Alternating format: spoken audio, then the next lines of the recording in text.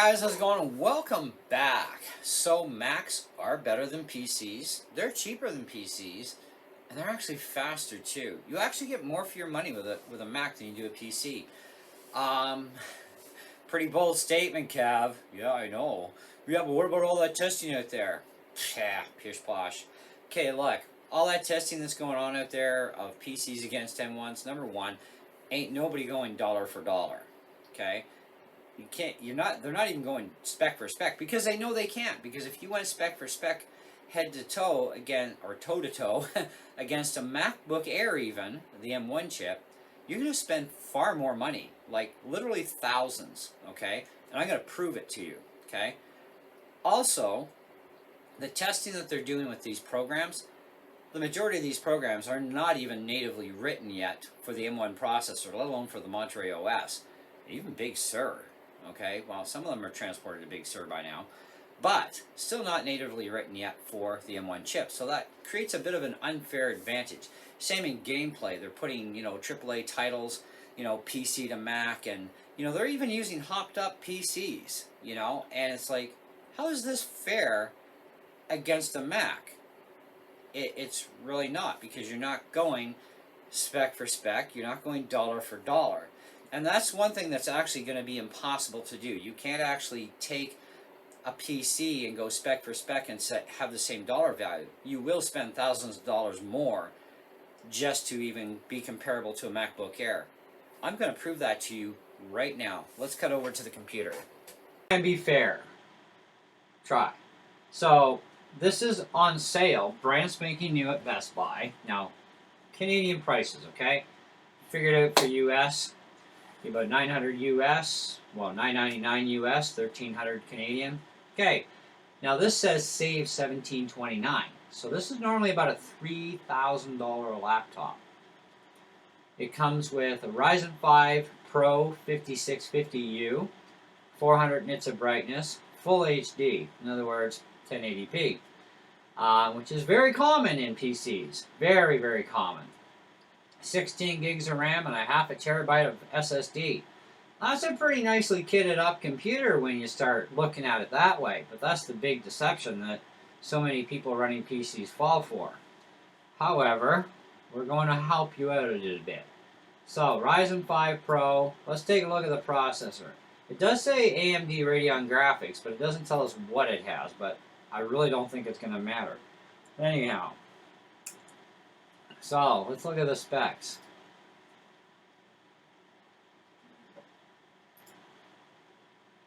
Oh, benchmarks and specs. Well, actually, no. Here, this is good enough. 6 cores. Ooh, Mac has 8, even in the air. Base clock of 2.3. The M1 processor 8 cores are actually 3.2 gigahertz. Way faster. And, of course, we have 12 threads. That is just insane. Boost clock, when required, if software demands, you will hit 4.2 gigahertz. Still not helping you out much against the Mac. And, oh, look at that. It can actually support Windows 11. Impressive.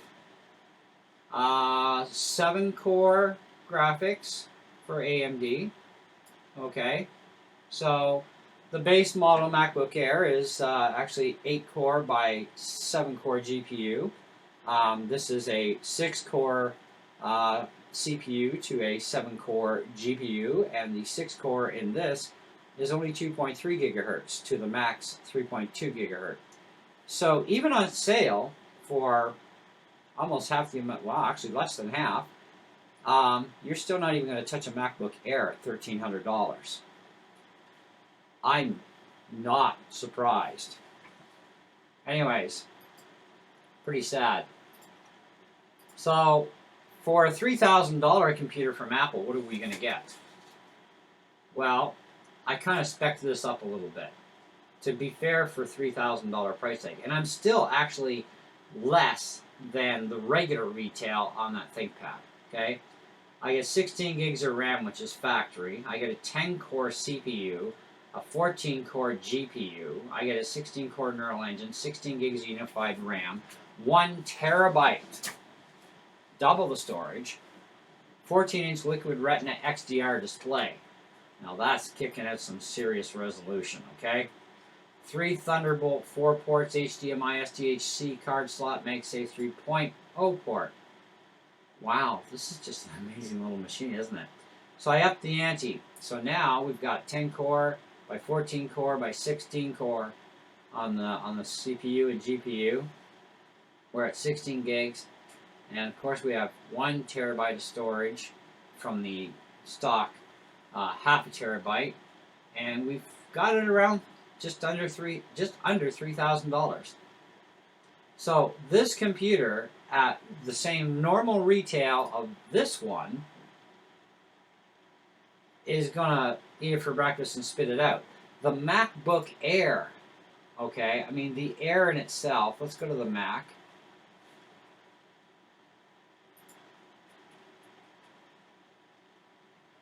Tech specs.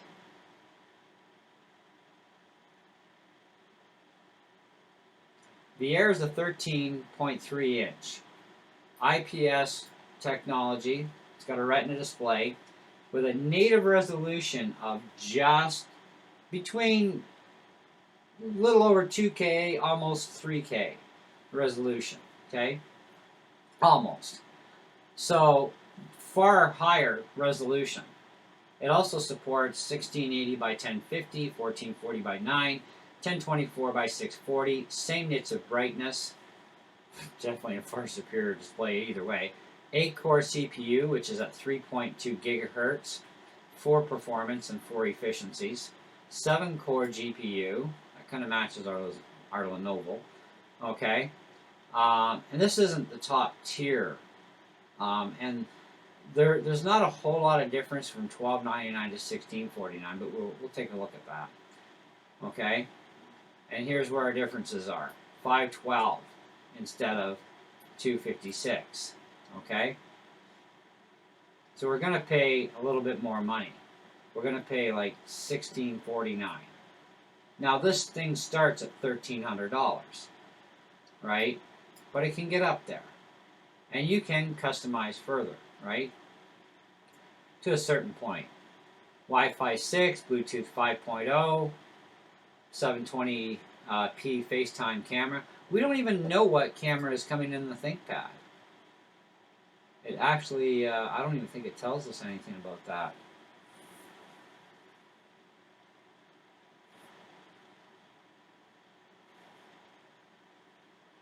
So what do we get for $3,000? Well, actually, we can't even go it that way.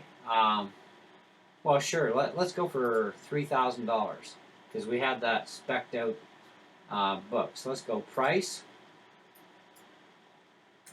3,000. Maximum 3,000.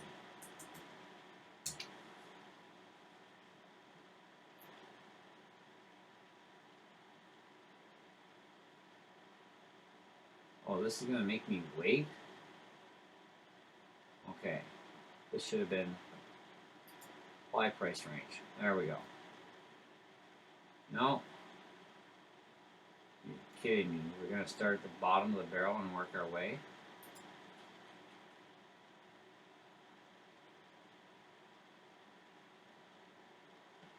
Oh, there's $22.50.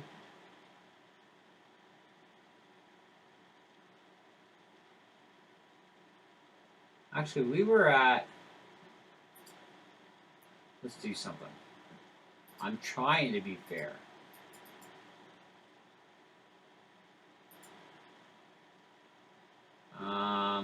MacBook Pro.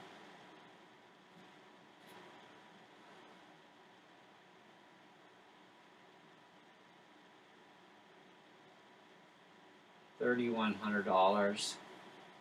$24.99. Let's go to the 14-inch.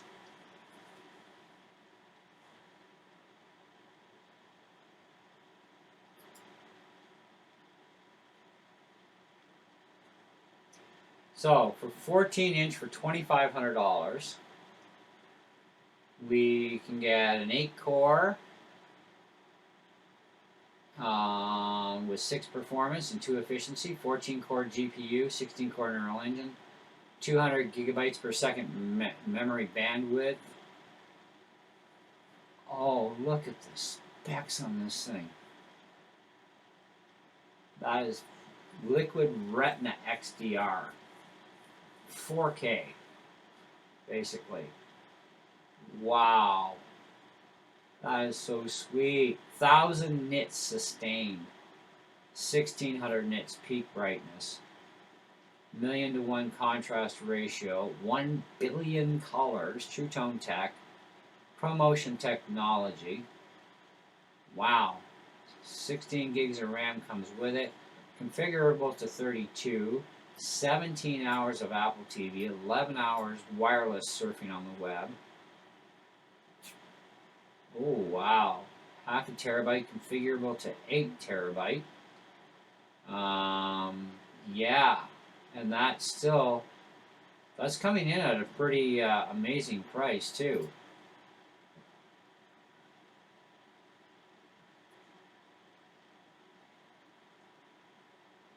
$2,500.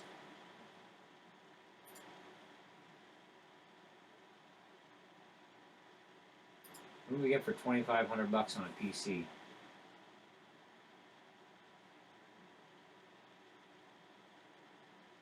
Hey, here's something cool. Oh, where'd it go? Oh, I guess I missed it.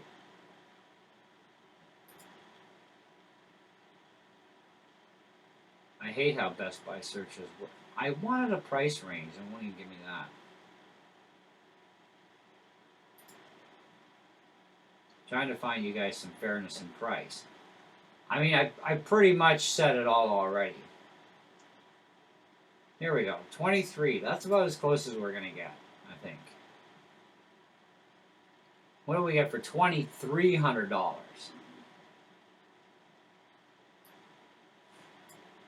Let's check out the specs on this processor.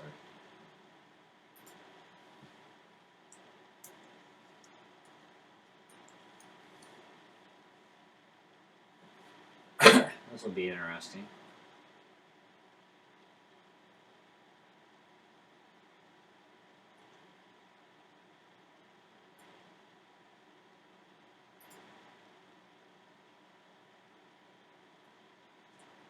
It's still a 2.8 gigahertz. And it's a quad core. Oh, we have to stop this. This is just insane how badly the PCs are looking here. Quad core running at 2.8. I don't care if it can boost to 4.7. It's still not touching the Mac. But that's what $2,500, $2,400 buys you. $2,300. Can we get something closer?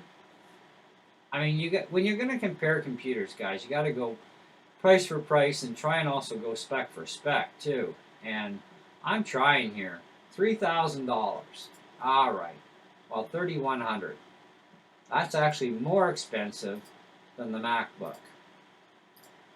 What do we got?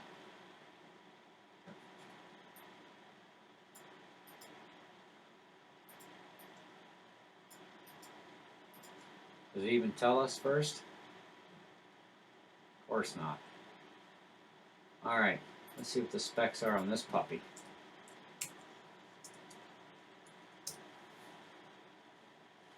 I mean, I'm focusing in a lot on the processor. 8 cores, 16 threads. Max turbo to 4.6. Well, the MacBook is already at 8 cores with a 14-core GPU. It's only 2.3 gigahertz at 8 cores. I think we need to stop here because this is getting very, very embarrassing for the PC world here, okay? Now, in all seriousness, guys, if you want to actually compare a Mac to a PC in the real world, you need to go as best as you can, toe-to-toe, price for price, spec to spec. If you're going to go spec for spec, you're going to be at $5,000, $6,000, $7,000 to be even comparable in levels to a MacBook Air at this point. Okay? And that's not even an 8x8 configuration MacBook Air. And we're not even, talking about the Pro here. I mean, the 14-inch Pro is a monster, Even in the 10-core by 16-core GPU, I mean, this is kitted out really nice for $3,150. That's like $150 more than this thing. Like, and this has a touchscreen, which is stupid anyway. Nobody uses their touchscreen. I mean, this is 32 gigs of RAM and a 1 terabyte. What's this giving us? 16 by a terabyte. Well, yeah, we're going to be a little bit higher in price if we were going to go RAM to hard drive to be the same, but I mean, the first thing you need to concentrate on here is the processing power, regardless of RAM. Processing power is a big, huge thing. Video resolution is a major thing, and I mean, our video resolution is barely, they don't even tell us what this is for our screen, or do they? 6 gig NVIDIA, okay, so we're 2560 by 1600,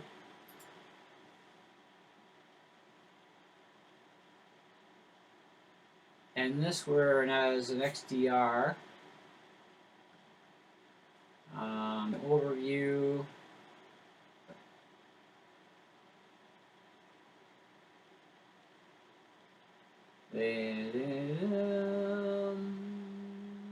I mean, these are just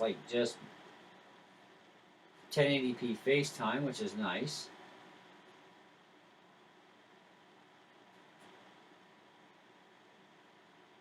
I mean, you can't beat the XDR displays. They're just phenomenal.